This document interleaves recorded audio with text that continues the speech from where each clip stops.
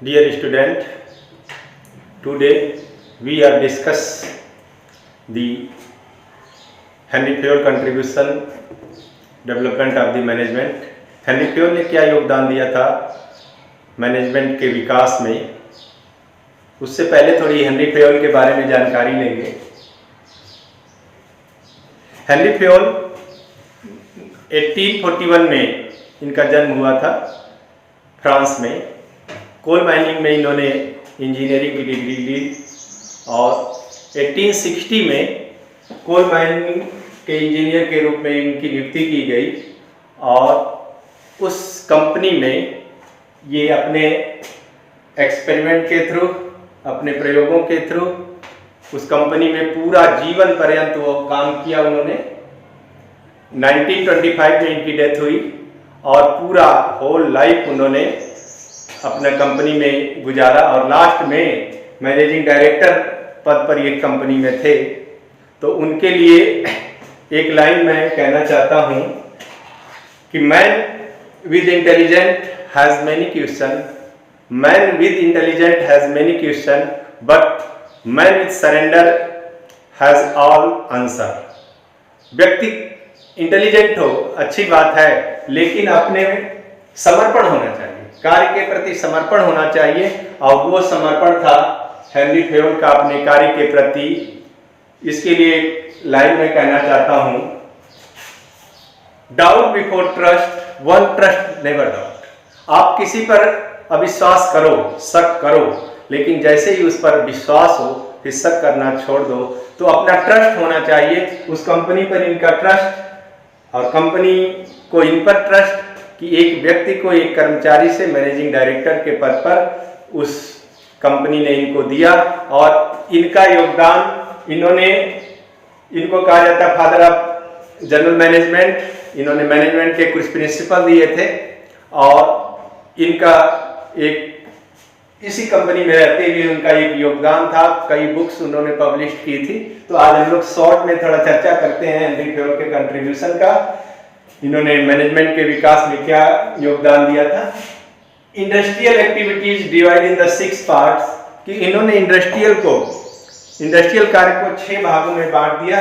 First है इन्होंने technical, ये टेक्निकल जिसको कहते हैं कि टेक्निकल एक्टिविटीज। और टेक्निकल एक्टिविटीज क्या है, ये प्रोडक्शन, कंपनी में प्रोडक्शन कैसे होगा या प्रोडक्शन कैसे चलेगा कंपनी का, ये है टेक्निकल एक्टिविटीज। सेकेंड है कमर्शियल एक्टिविटीज।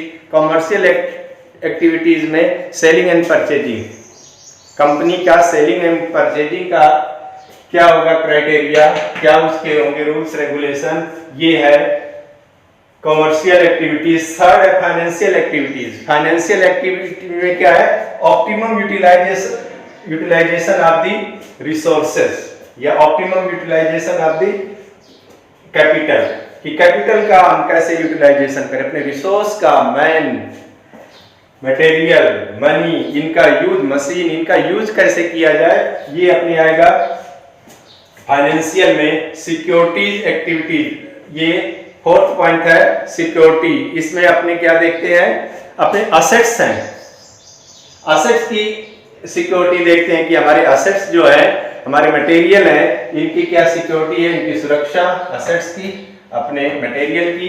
अपने असेट्स इनमें कौन है, मैन है, मटेरियल है, मनी है, ये सारे असेट्स हैं, तो इनकी भी सिक्योरिटी है। अकाउंटिंग है, मिनिमम वेजेस में मैक्सिमम प्रोडक्शन करने का जो हमारा लक्ष्य है, तो उसमें हम उनके सारे डिटेल्स रखेंगे कि कहाँ कितना खर्चा है, उनके बैलेंस शीट, उनके सारे रिकॉर्ड तैयार किए जाएंगे। मैनेजरियल एक्टिविटीज 6 नंबर में, मैनेजरियल एक्टिविटीज क्या है, मैनेजर में एक्टिविटीज में planning, organising, stopping, directing, coordination, ये सारे वर्क, एक मैनेजर जो फंक्शन है ये इसमें वर्क किया जाता है। तो इन्होंने इंडस्ट्रियल एक्टिविटीज को 6 पार्ट में बांट दिया और 6 पार्ट को, किसी भी इंडस्ट्री में ये 6 तरीके के कार्य किए जाते हैं। नेक्स्ट मैनेजर की क्वालिटी बताते हैं फेयोल। फेयोल के क्या है कि फेयोल कहते हैं कि किसी भी कंपनी में जो मैनेजर होगा या मैनेजर्स हैं उनकी क्या क्वालिटी होनी चाहिए। तो ये 6 क्वालिटी भी बताते हैं मैनेजर्स की, कि किसी भी मैनेजर की 6 क्वालिटी होनी चाहिए। Number 1 physical. Physical means healthy होना चाहिए, कोई भी मैनेजर बीमार नहीं होना चाहिए, हेल्दी है, फिजिकली फिट है, वो मेंटली भी फिट है, इस तरह से होना चाहिए। नंबर 2 है इंटेलेक्चुअल। इंटेलेक्चुअल डिसीजन मेकिंग का पावर होना चाहिए, इंटेलिजेंट होना चाहिए, उसकी एजुकेशन, स्किल, नॉलेज, ये सारा उसके पास ज्ञान होना चाहिए मैनेजर के पास। 3rd पॉइंट अपने मोरलिस्टिक।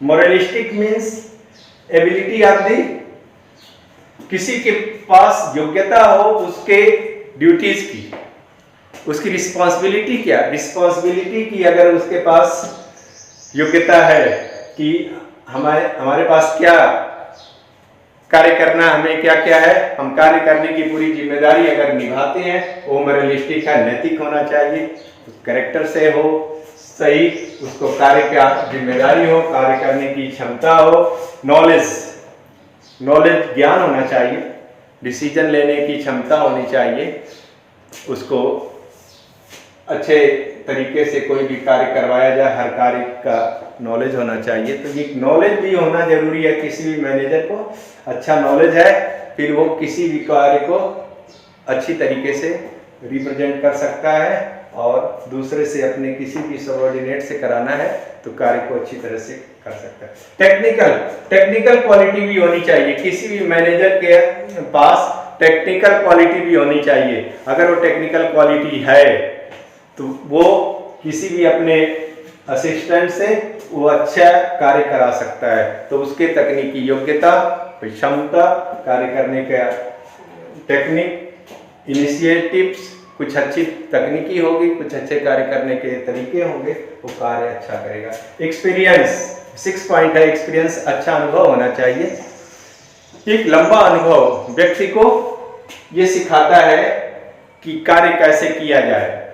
तो कार्य का अनुभव बहुत कुछ सिखाता है, व्यक्ति अपने जीवन में गलतियां कर करके और उन अनुभवों को देखते हुए लंबे अनुभव के साथ, लंबे ये मैनेजरियल स्किल या नॉलेज के साथ, अपने अनुभव के साथ कार्य को अच्छी तरह से संपन्न करा लेता है। Thank you.